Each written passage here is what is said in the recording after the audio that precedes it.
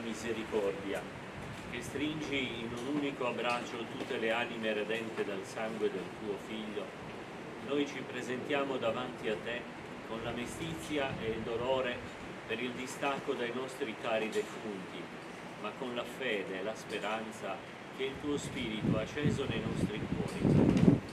La morte non ha distrutto la comunione di carità che unisce la Chiesa pellegrina sulla terra alle sorelle e ai fratelli che hanno lasciato questo mondo.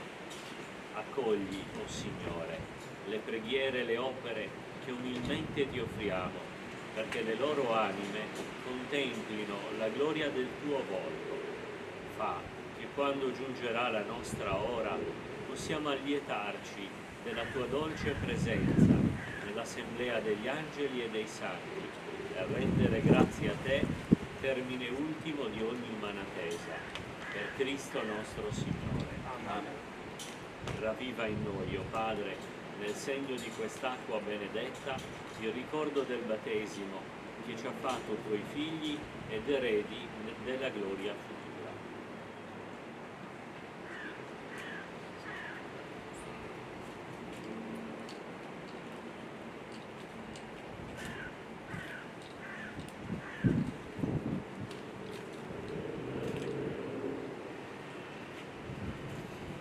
L'eterno riposo dona loro, o Signore. Spetta ad essi la luce perpetua, Riposino in pace.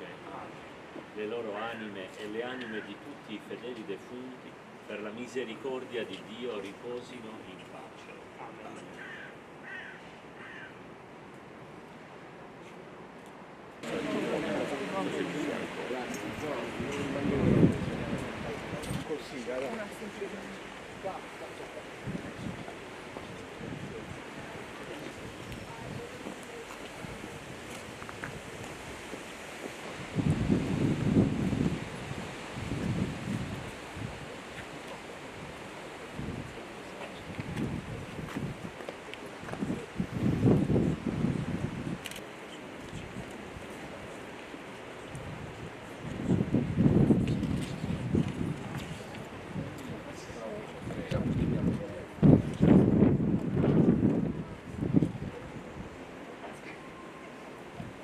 L'eterno riposo dona loro, Signore, splenda ad essi la luce perpetua, riposino in pace.